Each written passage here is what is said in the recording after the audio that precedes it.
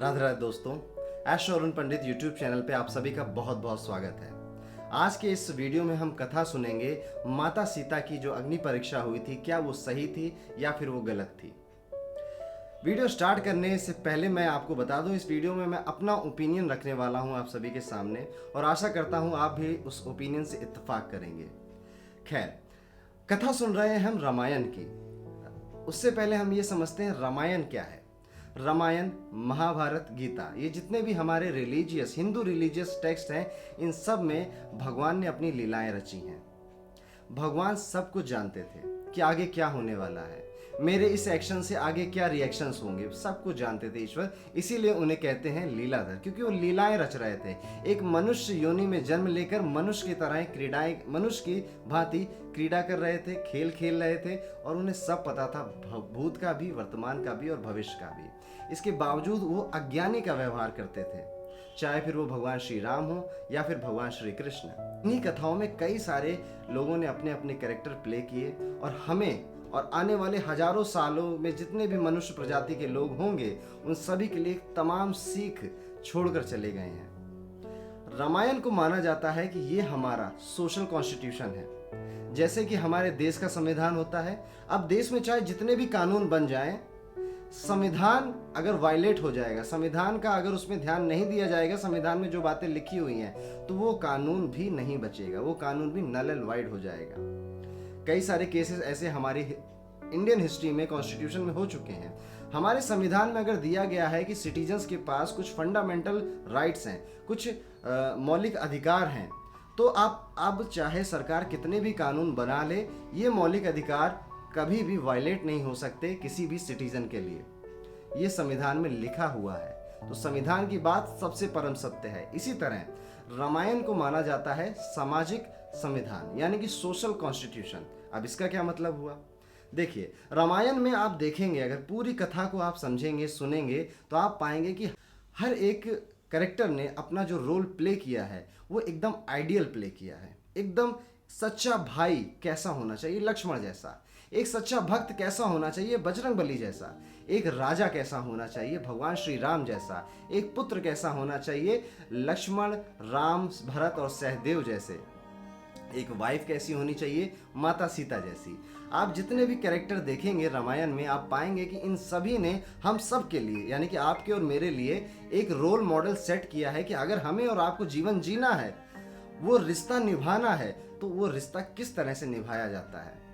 आपने कहानी सुनी होगी कि भगवान श्री राम ने अपने पिता के सिर्फ एक बार कहने पर, सोचिए किसी का राज्याभिषेक हो रहा है, वो राजा बनने वाला है किसी शहर का या किसी देश का, और उनसे कह दिया जाए कि चले जाओ, अब राजा नहीं बनना है, तुम एक काम करो, वनवास में रहो। आज के सिनारियों में इस चीज़ को देखिए कि कोई मंत्री की शपथ लेने जाने वाला है, कोई प्रधानमंत्री की शपथ लेने जाने वाला है, और अचानक उससे कोई आकर कह दे कि एक काम करो कि शपथ वपथ तो रहने दो, तुम 14 साल के लिए देश ही छोड़ दो। क्या वो व्यक्ति करेगा? वो व्यक्ति कभी नहीं करेगा आज के सिनारियों में। पर भगवान श्री राम ने एक बार भी नहीं सोचा, क्योंकि उनके पिता ने कहा था, तो पिता का कहा हुआ वचन सर आंखों पर। भगवान श्री राम चले गए। उन्होंने ना लक्ष्मण को बुलाया था, ना माता सीता को बुलाया था। पर अब एक वाइफ का कर्तव्य यहाँ पर हमें नजर आता है कि भले ही उनकी शादी ये कहकर हुई थी कि शादी हो रही है अयोध्या के राजकुमार से, आपका जीवन एक रानी की तरह कटेगा, पर उन्होंने हर सुख में और हर दुख में भगवान श्री राम का साथ देने की कसम खाई थी शादी के वक्त। तो माता सीता ने अपने मन से ये कहा कि प्रभु आप जहां जाएंगे वहां हम जाएंगे। अब लक्ष्मण जी का भी नहीं बनता था वनवास जाना, पर लक्ष्मण जी ने कहा कि आप भाई हैं बड़े, अभी नई नई हमारी भाभी आई हैं, माता सीता घर पर आई हैं, और मैं आप दोनों को अकेले जाने दूं, ये तो कैसे हो सकता है। तो वहां पर एक छोटे भाई का कर्तव्य कैसा होना चाहिए वो भी दिखाई दिया। भरत का कर्तव्य आप देख सकते हैं, शत्रुघ्न का कर्तव्य देख सकते हैं, आप राजा दशरथ के वचनों का कर्तव्य देख सकते हैं इस कथा में, और बजरंग बली का कर्तव्य देख सकते हैं। बजरंग बली ने हम सबको सिखाया कि एक सच्चा भक्त कैसा होना चाहिए। एक सच्चा भक्त किसी बात की चिंता नहीं करता है जब सामने उसके प्रभु होते हैं। प्रभु ने जो बात कह दी वो बात करनी है, क्योंकि प्रभु पे इतना विश्वास है, इतना अटूट विश्वास है कि कभी वो गलत कर ही नहीं सकते। तो इस तरह से हर एक कैरेक्टर ने रामायण के हम सबको सिखाया है कि किस तरह से जीवन में अपने रिश्तों के कैरेक्टर को प्ले करना है। इसलिए रामायण को बोला जाता है सोशल कॉन्स्टिट्यूशन, सामाजिक संविधान। अब भगवान श्री राम ने रामायण की कथा में एक पुत्र का भी कैरेक्टर प्ले किया, एक राजा का कैरेक्टर प्ले किया, एक पति का भी कैरेक्टर प्ले किया और एक योद्धा का कैरेक्टर भी प्ले किया। और इन सब में भगवान श्री राम ने आपके और हमारे लिए एग्जाम्पल सेट करे हैं।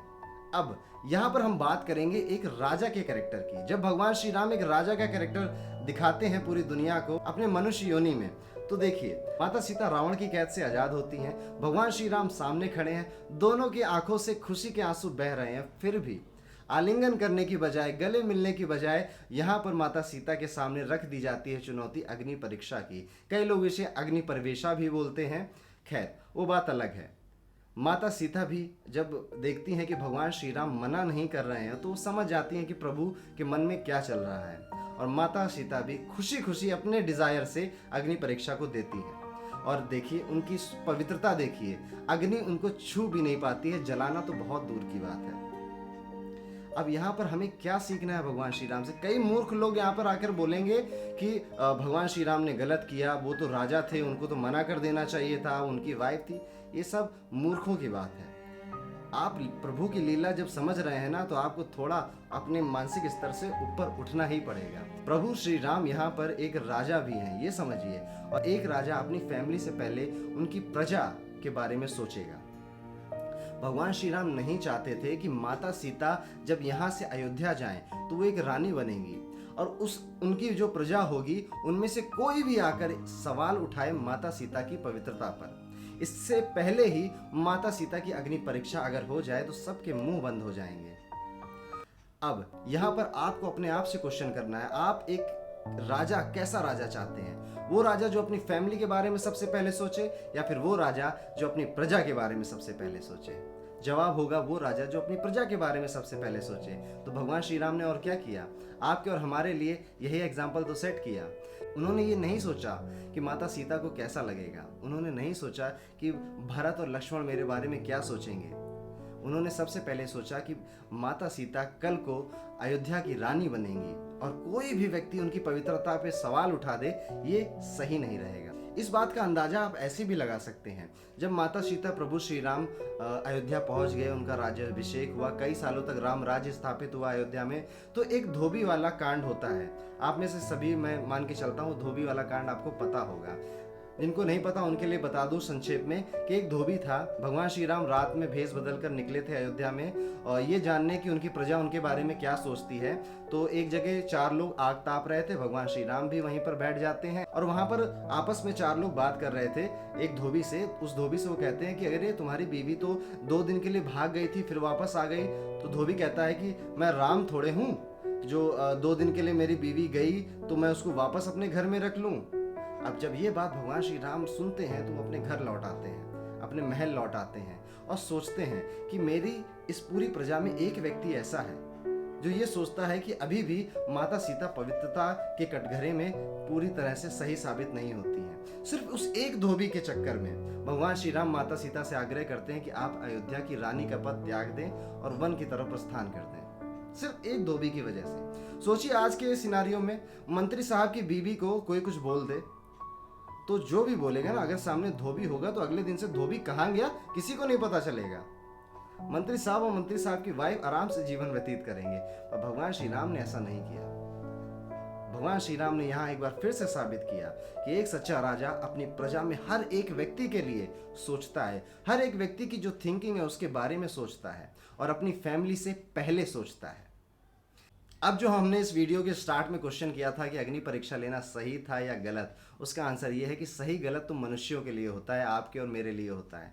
भगवान सब जानते हैं, वो लीलाधर हैं, वो सर्वगुण ज्ञाता हैं, सर्वज्ञ हैं, उनको सब पता है। वो बस आपके और मेरे लिए कथाएं रच रहे हैं जिनसे कि आपको और हमें काफ़ी कुछ सीखने को मिले और हमारे आज के जीवन में परिवर्तन आ सके। तो ये रामायण की कथा, ये हमारा ओपिनियन आपको कैसा लगा कमेंट सेक्शन में ज़रूर बताइएगा। इस तरह की कथाएं आपको कैसी लगती हैं ज़रूर बताइएगा। जय श्री राम।